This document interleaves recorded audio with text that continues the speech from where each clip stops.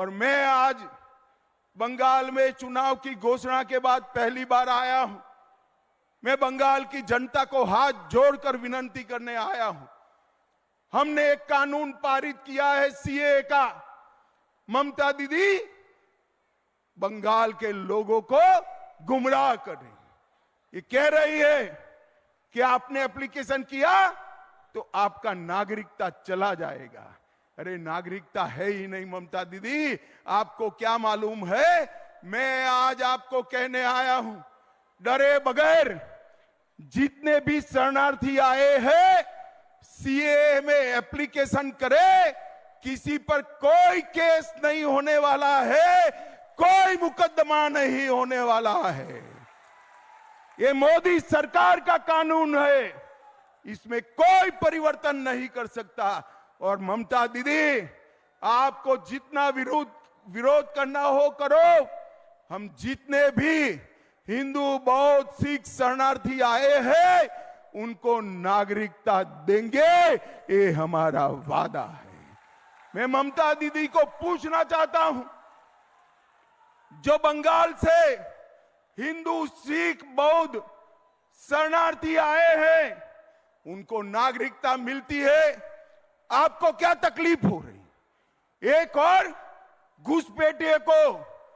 घुसपैठियों को लाल जाजम बिठाकर स्वागत करती हो, रोहिंग्या का स्वागत करती हो, और दूसरी ओर जो हिंदू बौद्ध सिख शरणार्थी आए हैं उनको गुमराह कर रही हो। दीदी, आपकी दाल नहीं गलने वाली है। मोदी जी ने रूल्स नोटिफाई कर दिए हैं। बंगाल के सारे शरणार्थी भय मुक्त होकर अप्लाई करे। आपका इस देश पर इतना ही अधिकार है जितना मेरा है, आपका अधिकार इतना ही। सभी लोगों ने अप्लाई करना चाहिए। ये बेलूर घाट वाले इतने सारे लोग हैं, मुझे बताइए अयोध्या में राम मंदिर बनना चाहिए था या नहीं बनना चाहिए था? अरे जोर से बोलो, बनना चाहिए था या नहीं बनना चाहिए था? ये ममता दीदी, ये कांग्रेस पार्टी, ये कम्युनिस्ट, ये सभी इकट्ठा मिलकर 70 साल से राम मंदिर को अटका रहे थे, भटका रहे थे, लटका रहे थे। 17 तारीख को रामनवमी है, रामलल्ला का बर्थडे है, और मोदी जी ने 5 ही साल में केस का चुकादा भी आ गया, भूमि पूजन भी हो गया, और 22 जनवरी को भव्य राम मंदिर का निर्माण भी हो गया। 500 साल के बाद रामलल्ला अपने भव्य घर के अंदर अपना बर्थडे मनाएंगे, रामनवमी बनाएंगे। भाइयों और बहनों, ये पार्टियों ने तुष्टीकरण के लिए राम मंदिर को अब तक रोक कर रखा था। मैं बंगाल की भूमि पर आया हूं, मुझे बताइए, बंगाल की भूमि पर मैं आया हूं, श्यामा प्रसाद जी ने धारा 370 हटाने के लिए अपनी जान दे दी थी। भाइयों और बहनों, बेलूर घाट वालों, मुझे बताओ, ये जो कश्मीर है हमारा है या नहीं है? जोर से बोलो, है या नहीं है? 370 हटनी चाहिए थी या नहीं हटनी चाहिए थी? एक कांग्रेस, तृणमूल, सभी लोग विरोध करते थे। मोदी जी ने 5 अगस्त 2019 को 370 को समाप्त कर कश्मीर को हमेशा के लिए भारत का बना दिया। भाइयों और बहनों, ये तुष्टीकरण के कारण इन लोगों ने 370 को संभाल कर रखा था, मोदी जी ने उसको उखाड़ कर फेंक दिया। ये 10 साल के अंदर नरेंद्र मोदी जी ने गरीब कल्याण के लिए ढेर सारे काम करे हैं।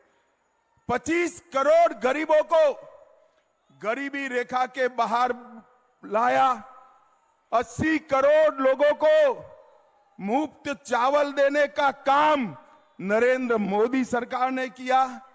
12 करोड़ शौचालय बनाए, 4 करोड़ लोगों को घर देने का काम किया, 10 करोड़ लोगों को उज्ज्वला का कनेक्शन दिया और 14 करोड़ लोगों को नल से जल देने का काम नरेंद्र मोदी ने किया। यहां बेलूर घाट वाले आए हैं, मैं उनको पूछना चाहता हूं, मोदी जी ने देश भर में एक योजना करी है कि 5 लाख तक का सभी हेल्थ का खर्चा, स्वास्थ्य का खर्चा मोदी जी उठा रहे हैं। देश भर के गरीबों को इसका फायदा मिल रहा है, बंगाल को नहीं मिल रहा है, क्योंकि ममता दीदी आयुष्मान भारत योजना को नीचे तक नहीं पहुंचा सकती। भाई और बहनों, मैं आज मोदी गारंटी करके देने आया हूं, एक बार 300 पार कर ममता की सरकार को उखाड़ दो, सभी का 5 लाख तक का पूरा इलाज मुफ्त हो जाएगा। आपके चावल में कोई कटौती नहीं कर पाएगा, कोई कटमनी नहीं ले पाएगा, कोई कोयले की तस्करी नहीं कर पाएगा, कोई गौ तस्करी नहीं कर पाएगा और कोई घुसपैठ भी नहीं कर पाएगा। ये बंगाल पश्चिम बंगाल के लोगों का है, इनसे कोई कॉम्प्रोमाइज नहीं होगा। भाई और बहनों, मुझे बताओ, 3 तलाक हटाना चाहिए था या नहीं हटाना चाहिए था? जोर से बोलो, माताओं बहनों बोलो, हटाना चाहिए था या नहीं हटाना चाहिए? ममता दीदी नहीं चाहती 3 तलाक हटाएंगे। भारतीय जनता पार्टी की नरेंद्र मोदी सरकार ने 3 तलाक को समाप्त कर मुस्लिम बहनों के साथ न्याय करने का काम किया है। भाई और बहनों, एक कांग्रेस पार्टी को क्या हो गया है मेरी समझ में नहीं आ रहा है। आज भी कहते हैं कि मुस्लिम पर्सनल लॉ होना चाहिए, यूसीसी नहीं होना चाहिए। भाई और बहनों, वो तो छोड़िए, वो अपना मैनिफेस्टो निकालते हैं, ऊपर तस्वीर थाईलैंड की लगाते हैं। पूरे भारत में एक भी तस्वीर नहीं मिलती इनको, थाईलैंड की तस्वीर लगाते हैं। मगर क्यों लगाते हैं? इसलिए लगाते हैं कि राहुल बाबा बार बार वहां वैकेशन करने के लिए चले जाते हैं, वैकेशन करने के लिए। भाई और बहनों, ये पार्टियों का हमारे साथ, देश के साथ, देश के गरीबों के साथ, देश की जनता के साथ कोई सरोकार नहीं। और मैं आज बंगाल में चुनाव की घोषणा के बाद पहली बार आया हूं। मैं बंगाल की जनता को हाथ जोड़कर विनती करने आया हूं। हमने एक कानून पारित किया है सीएए का। ममता दीदी बंगाल के लोगों को गुमराह कर रही है। ये कह रही है कि आपने एप्लीकेशन किया तो आपका नागरिकता चला जाएगा। अरे नागरिकता है ही नहीं ममता दीदी, आपको क्या मालूम है? मैं आज आपको कहने आया हूं, डरे बगैर जितने भी शरणार्थी आए हैं सीएए में एप्लीकेशन करे, किसी पर कोई केस नहीं होने वाला है, कोई मुकदमा नहीं होने वाला है। ये मोदी सरकार का कानून है, इसमें कोई परिवर्तन नहीं कर सकता। और ममता दीदी, आपको जितना विरोध करना हो करो। हम जितने भी हिंदू, बौद्ध, सिख शरणार्थी आए हैं उनको नागरिकता देंगे, ये हमारा वादा है। मैं ममता दीदी को पूछना चाहता हूं, जो बंगाल से हिंदू, सिख, बौद्ध शरणार्थी आए हैं उनको नागरिकता मिलती है, आपको क्या तकलीफ हो रही? एक और घुसपैठियों को लाल जाजम बिठाकर स्वागत करती हो, रोहिंग्या का स्वागत करती हो, और दूसरी ओर जो हिंदू, बौद्ध, सिख शरणार्थी आए हैं उनको गुमराह कर रही हो। दीदी, आपकी दाल नहीं गलने वाली है। मोदी जी ने रूल्स नोटिफाई कर दिए हैं, बंगाल के सारे शरणार्थी भय मुक्त होकर अप्लाई करे। आपका इस देश पर इतना ही अधिकार है जितना मेरा है, आपका अधिकार इतना ही।